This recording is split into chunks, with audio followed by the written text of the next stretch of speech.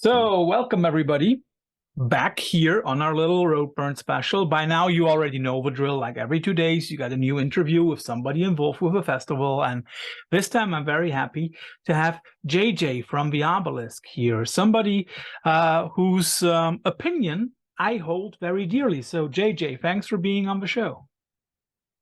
Thank you, Thorsten. Thank you for having me. I appreciate you taking the time. You are taking the time. I'm just doing my job. You get the same question Then that I appreciate everybody. me taking it. Yeah, that's the best thing. Self-appreciation. I guess I'm used to taking the time. I'm used to someone else taking the time. You know what? Let's casually acknowledge that we're both taking time out of our day to speak to each other. The last thing is the most important thing, right? You get the same opening question, but basically everybody on this special does. What does Roadburn mean to you? Yeah, a lot. Like, I feel like even beyond music, a lot. And I can't possibly be the first person who has said that. If you're asking everybody, I mean, everybody's got to say the same thing. It's more than music. Okay. A lot of people say the same thing, but a lot of people come up with very different reasons for why it's more than music. Why is it more than music for you? That's fair. Over the 11 editions that I was fortunate enough to go to sort of back to back between 2009 and 2019,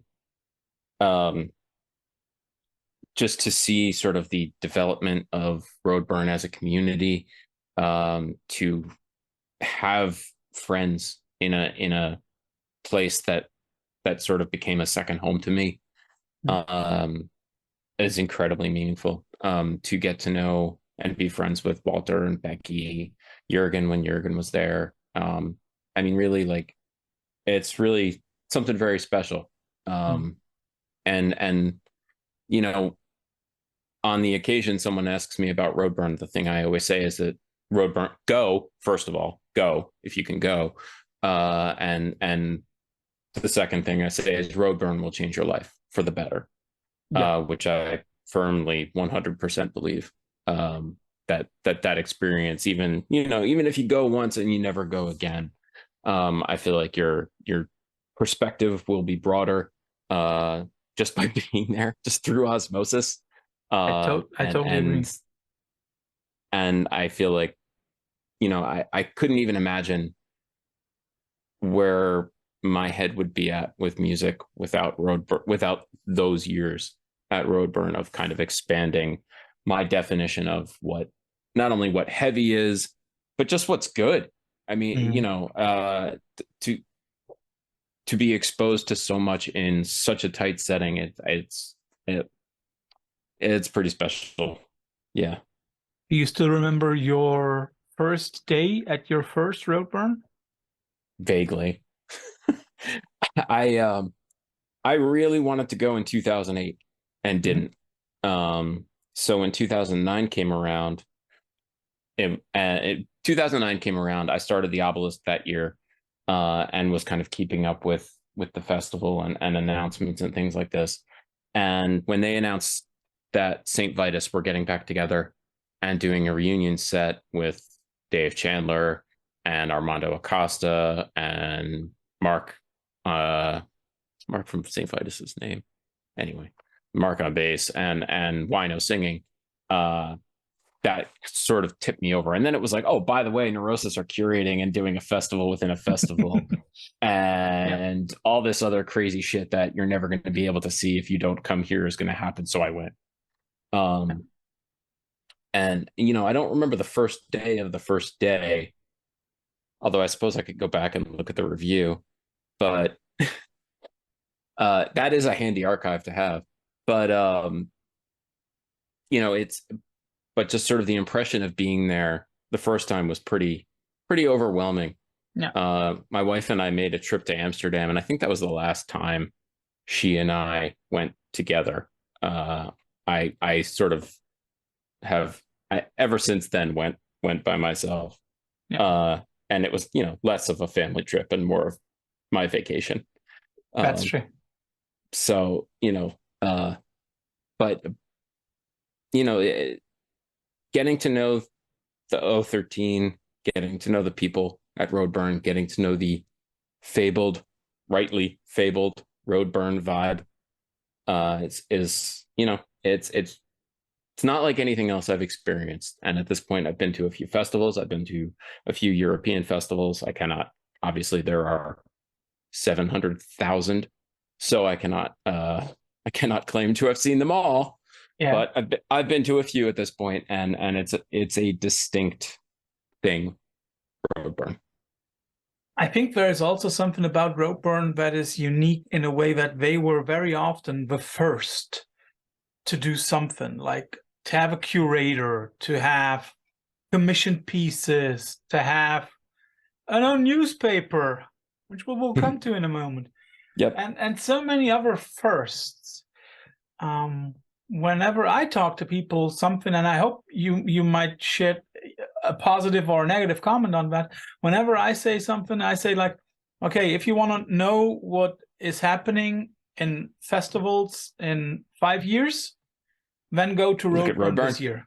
Yeah, go to Roadburn this year. It's true, because that's what will happen at other festivals in 5 years. Yeah, I think that's true, and I think there's sort of a generation now of festivals throughout Europe that have kind of come up, influenced heavily in some cases, influenced by Roadburn. Yeah. I think that's great. Obviously. But in terms of sort of the timeline, I think you're right. Roadburn was ahead of that coming up around, 2010, 2011, 2012, 2013, that sort of new generation coming in. Roadburn was there already and already established. Yeah. So yeah, all they had to do was keep building and evolving, and that's what they've done ever since. True. So I already hinted at it. We all know you from the obelisks, but some people might not know that you're also... I don't think anyone knows me. I do. Well, thank you. That's good. That's well, one. At least I am somebody, you're one. Right? So yeah, I'm the one. Absolutely. I'm the one. You're one. And your wife. You're one. My wife. She doesn't care. She doesn't care. Yeah, but she knows that you do it. But let's She's aware. It up. Yes. How did you get involved with a festival? How did can we say newspaper? How did the festival newspaper start? It was always the zine was how it was. Yeah, that is a good point. Yeah. The daily fanzine. It was the zine with the Weirdo Canyon Dispatch. I named Weirdo Canyon. That's like my Roadburn claim to fame. Yeah, I know. Weirdo. I have a picture actually. Well, you can't see it right now, but it's a picture that Paul Verhagen took of me next to the Weirdo Canyon sign. I treasure it. It was Walter's idea. I'm 95% sure, because there's no way I would ever think of that, and there's no way I would pitch that. Like, there's no way I'd be able to roll into a video chat with Walter and be like, "Hey, by the way, I have an idea. Let's do this for, like, I don't know, 8 years." And no, that's not who I am. It's not how I work. But Walter sort of had the notion to make it happen, the vision, if you want. And yeah, he asked me, and my position on any of that kind of thing is, like, I never believe it until it's already happened. So I was like, yeah, cool, great, we'll give it a shot and roll it out. And then he got Lee Edwards from the Sleeping Shaman involved, and I had my background professionally is in magazines and print, and I was a magazine editor for too many years. And so I have experience in building a staff and working with deadlines and working with layouts and, printing and all this.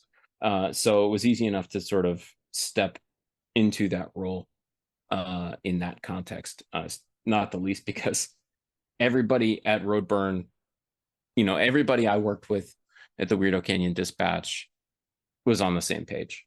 Everybody was like, we want to make this awesome. We want to be part of the festival. This is going to be great. There was, I can think of maybe like 2 or 3 times where like that was not the case. And it was, that's 2 or 3 individual situations out of like 20 per year for 8 years. So I'll take that ratio of like awesome to bullshit. Bullshit's down here out of the picture. Awesome's up here out of the picture. But yeah, it was Walter's idea to start the thing, and it just sort of grew from there. And then we had, we had art every year. We had photos every year. And the idea was that it was going to be like the daily newspaper. It was going to be the day, and the concept always was that it would be timely. There would be a review of the night that people just saw in the thing the next day, at the start of the next day for them to read. And we did it. I'm glad to say that during the time that Weirdo Canyon Dispatch was printed and run as a part of the festival, we didn't miss one. So that was, that in itself was something of a triumph. I wrote a fair number of reviews myself and articles myself for it, which I consider a labor of love. But it was, it was an amazing opportunity. And to have Walter even ask to, in the first place, even think of me for it was sort of stunning. And still is when I think about it. You, on a very, very short note, mentioned that it's a labor of love, and that is something that I think a lot of people should always bear in mind when we talk about Roadburn. For example, I'm very sure that you didn't get paid for the Weirdo Canyon Dispatch. Just like Veil of Sound isn't getting anything out of doing this special. Right. I will. There is something about it. I would say Roadburn is a hippie festival because we all do it out of love. Definitely. I was accommodated. They put me up and brought me before. So yeah, but still, I can't. I have to acknowledge that that's not nothing. It's more than I could afford. So it's how I got there. But yeah, no, I agree. It's a big hippie fest. It's a big love fest. It seems like, even as sort of Roadburn moved beyond the like, stoner rock doom fest into redefining heaviness, that has stayed. That has been the most consistent thing throughout that evolution, is that it's still love. It's still driven by passion. It's still driven by love. Yeah. And something that might be shocking to a few people who are listening to this right now, there will be no Weirdo Canyon Dispatch in 2023. No, there wasn't last year either. Yeah, there wasn't last year, but that's true. Yeah, last year was the first year they didn't do it. Of course, obviously there was no. Well, 2021 we did for the Roadburn Redux. Yeah, we did that. That was 2021, right? Yeah, pretty sure. Okay. Yeah, and I'm also very sure you had already stuff done for 2020, right? Yeah, I mean, it was in progress. Yeah. Definitely. Yeah. But yeah,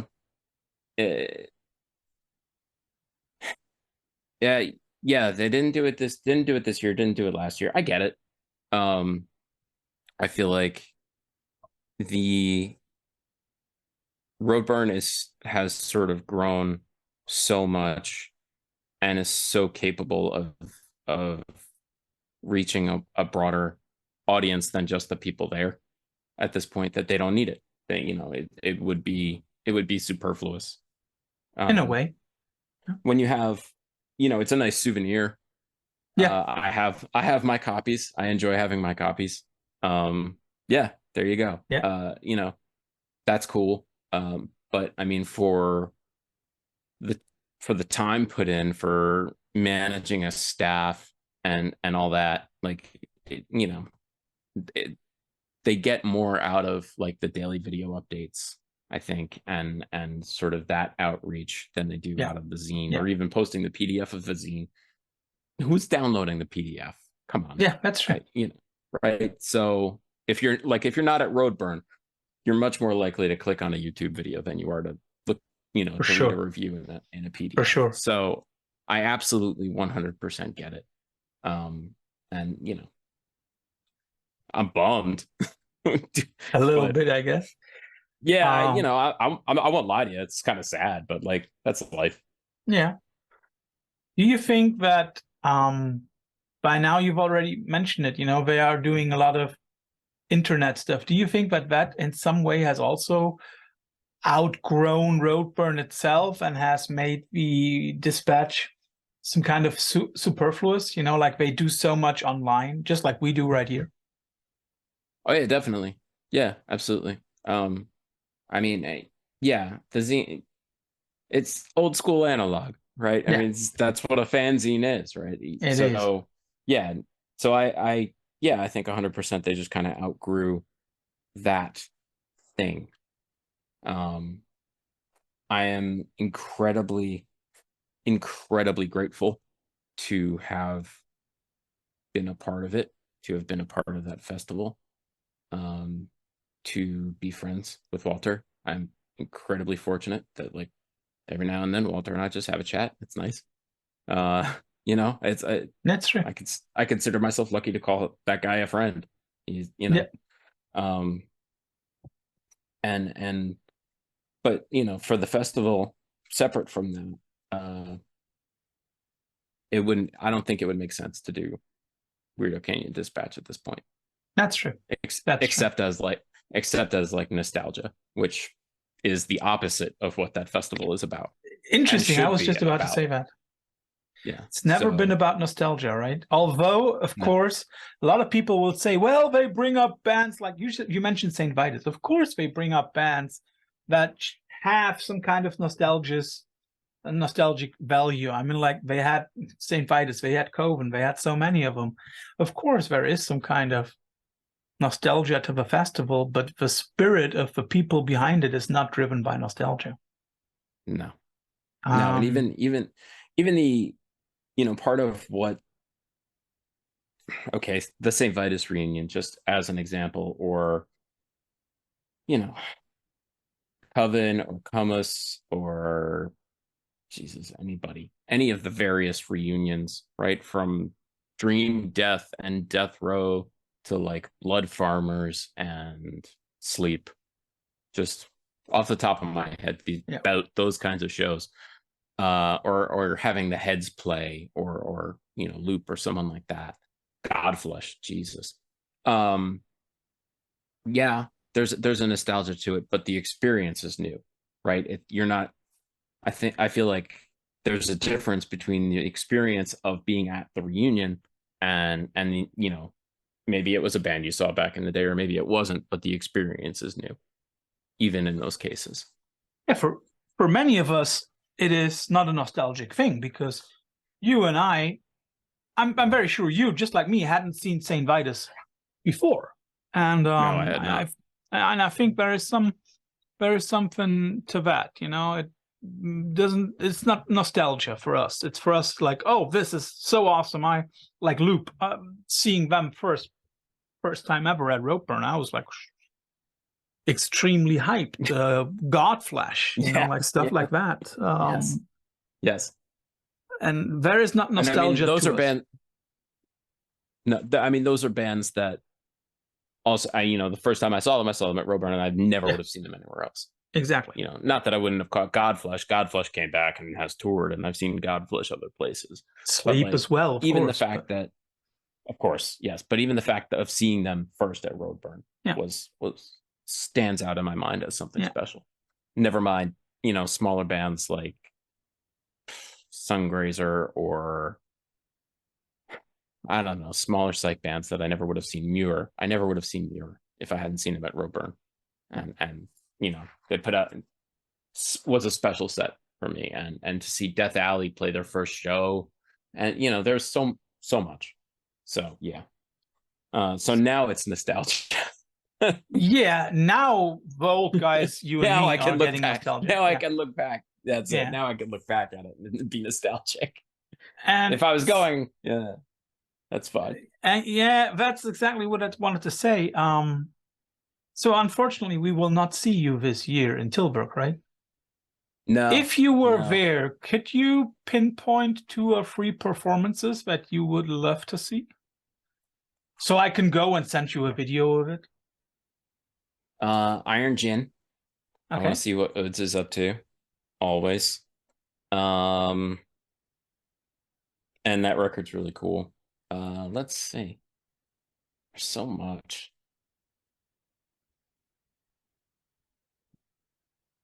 Oh, Jesus, that's easy. The David Eugene Edwards Yeah. solo set. That is a no-brainer for all And of us, Enfin right? and yep, Enfin, Heavy Living. Healthy living, not heavy That living. record's Healthy really living. cool. Health. What did I say? I said heavy. You Yeah, said no, heavy living, sorry. which is Okay. but, Let's establish healthy living is the band, not heavy living. But so Yeah, apart from Enfin, I can send you a lot of stuff for that one, so don't worry. Okay. Thank you. And of course, I also have Wheel, to ask. The list goes on. Yeah, the list is endless, right? It's like every year, the list is endless. I have a friend of mine who is now making lists of where he already indicates, oh, I'm only going to see so much of this band and then go next. Yep. That's, I mean, I spent years doing that. It was like, you know, gotta be here for the start of this. Gotta be half hour early. Gotta be here a half hour early for the start of this set to get up front and take pictures at Patronaut. And then I gotta be back in the main stage like 10 minutes later. So I'm waiting, you know, 35 minutes for a set to start that I'm gonna see 10 minutes of. Yeah. It's a special magic of the time conflict, but you pack something that tight, and that's kind of the nature of what you're going to get. Yeah, it's a magical time. Of course, I cannot leave you with asking for your, let's say, 5 most memorable Roadburn gigs that you've seen at the top of your list, at the top of your head. Yeah, you sent me on your list of topics. You sent me that. I did, and it was so for everybody. You see how professional we take this, right? Yeah, no, it's very professional. It's very professional. It was so professional that I missed the email for like 4 days. That's how professional I am. Let's see. You want 5? I came up with let's stick to 5. 4, you could probably give 500. 4, 5, 6, 7, 8, 9, 10, 11, 12, 13, 14, 15, 16, 17. I came up with 18. Just that's like, too much. 5 of them. Just off, you know, off the top of my head. Okay, 5 of them. Neurosis in 2009. Say what you want about Scott Kelly. That was a powerful fucking show. I'm sorry. I know, like, yeah. Didn't end well, that band, but my God. Before you go on, the question that I would like to ask you: would you go see a Neurosis show without Scott Kelly?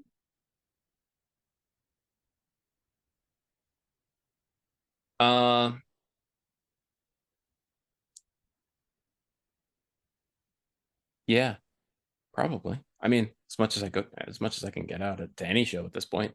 Yeah, I would. Depend. I mean, they would need somebody. Of course. Okay, let's theorize. Who do you get in that spot? John Dyer, basically. Please. No. Come on. Please, for the love of God, let it be a woman. A woman? Gina Gleason. Okay. Laura Pleasance. Laura Pleasance. Oh, shit. I would definitely go to that. Or if we want to go very strange, St. Vincent. That would be strange. But it would work. And I bet my ass it would work. I wouldn't fight you. Yeah. Could absolutely work. All right. 5 sets. Okay. Woven Hand in 2011 is one of the heaviest things I've ever seen. Flat out. Elder in 2013, that was like, oh shit, this band's the real deal. This is yeah, okay. Without a flaw in their discography, still. Okay. I would say. You sure? I think there is not a bad Elder album. No, I mean it's a high standard, but you're right. But that was a moment for me seeing them on stage at the Patronaut where I was like, Elder is for real. This is it. Like, you know, to be in that moment with them was very cool. And then they went out, and then they went ahead and put out Lore, and you know, for my money, that was the best heavy rock record put out in the last decade. So, Muir, I mentioned earlier, I would add to that from 2014 Death Alley and Hull. I'm sneaking those in. Don't tell anybody. Various sets from the Heads and Loop. And various incarnations of Enslaved. And actually, one thing I want to mention from Finland, and one thing I want to mention is seeing bands I know play Roadburn. Mm-hmm. So that's Hull. Hull, we're from Brooklyn. And I, you know, I was in New York a lot at that point and knew those guys. And to see them sort of triumph on that stage was pretty amazing. I saw Konan play in the Batcave circa 2012, I think it was. And that was unreal how heavy that was. But also, you know, bands like Gozu, Lopan, Wofat, those sort of now Ripple, but were on Small Stone Records at some point. Bands I knew, you know, bands I spoke to, bands I was friendly with, guys I consider friends. Seeing friends get up on the Roadburn stage and absolutely kill it, incredibly satisfying and thrilling. And two more, Comet Control at Cul-de-sac, because I watched Quest for Fire play in what was then the Batcave at the O13 through the door. Right? Remember, he showed up late to a set and you had to stand outside and watch. So I watched. That was the same feeling last year. If you showed up late for any gig at the Hall of Fame tent, you also had to stay outside. Yes, that was very similar. Yeah, that's Roadburn tradition, right? It's like you watch from outside. Yeah. Or also the green room. Comet Control. The green room. You come late, you're like this. The green room. Right. There was one year where the green room had a photo pit. And it was magic. It was I want to say it was like 2016 or 2017, whenever it was, but like you could get in there and take pictures and not be crushed. It was so beautiful. It was just a beautiful moment to be alive in a green room with a photo pit. To be alive. But Comet Control at the Cul-de-sac and Sabrosa Subdued is the last one I'll say. Sabrosa is one of those gigs that makes everybody who's been there water, right? Yeah, that's it. It was one of the most powerful things I've ever seen. By the way, how do you like the Oakliffe? Shit, put Rebecca Vernon in Neurosis. There. Do it. She could do it. She definitely could. How do you like the Otolith? I did like the Otolith a lot. And actually, I went back after digging into that record. I wrote the liner notes for that album, the post-wax version that came out. I don't know, last year. And thank you. I wrote them a long time ago, so it seems really long ago. So probably wrote them in 21, I guess. Yeah, at least. And I liked that record a lot. And you know, I think they have sort of a path forward. Which is something I was definitely hoping they would have. If they want it. Like that band could develop its own thing separate from Sabrosa. If they take it that way. Yeah, and at the same time also nurture all those who feel the after Sabrosa void. Like I think the Otolith have a very good position. I agree. And So and I agree about that void as well, because when Sabrosa broke up, it, you know, that's a hole they left. that devastated a lot of people. Yeah. Sure. I was one of them, for sure. Like, you know, Let's make it 2. Yeah, you know, they put out For This We Fought the Battle of Ages, and I was like, holy shit, this is important fucking work Yeah. being done, and you know, and what a last album to have for a band, but Again, right? yeah, Like stopping at the peak. Edward Ryman should have done that. it's true. It's The true. Mars Volta, true. 1 album and we're out. Sorry. Yeah, no, I'm not making fans here anyway. So you see, old man nerding out on music. That's also what Roadburn is about.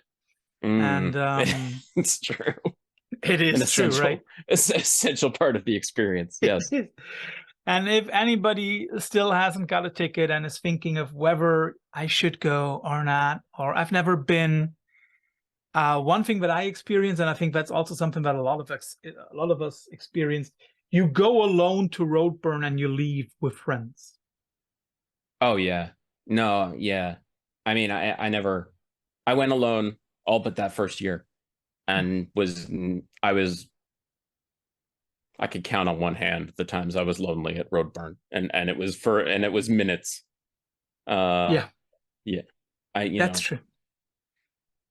So, especially after, I'm sorry. You go ahead. No, you go ahead. No, I was going to say, especially after the zine got going, and people sort of knew that, and would kind of come up and say hi and say, here's my zine, you know, whatever. Sign it. That I never was asked to, nor did I ever sign one. Just, would you? That never happened. Yeah, fucking of course I would. What am I going to say? No. Look at me, I'm a star. I said sign my zine. I would say this is weird because it's weird. I would definitely feel weird doing it, but I would do it. I'm not gonna say no. Yeah.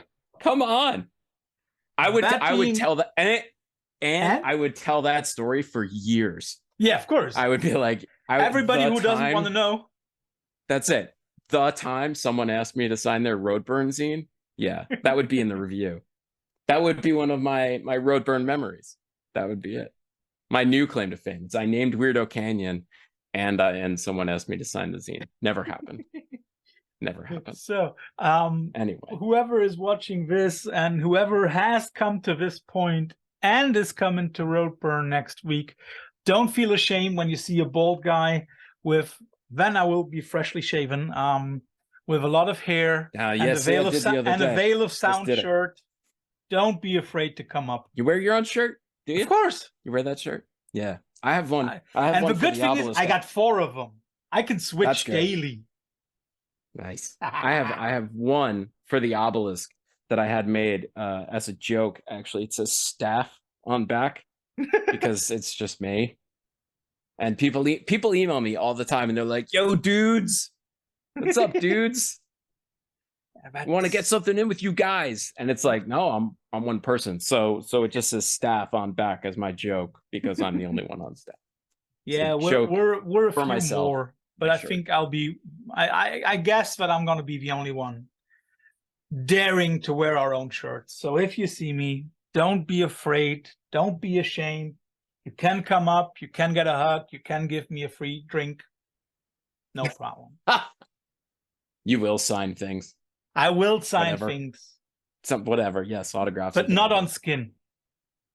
Right. Oh, yeah. 5 years. Because it must be lasting, right? Right, of course. Unless they go get that too. JJ, thanks for your time. Enjoy the rest of your day. And it was a pleasure talking to you. Back to work. It was a pleasure talking to you. And thank you so much for having me. It's You're welcome. It's wonderful to talk about. Bye-bye.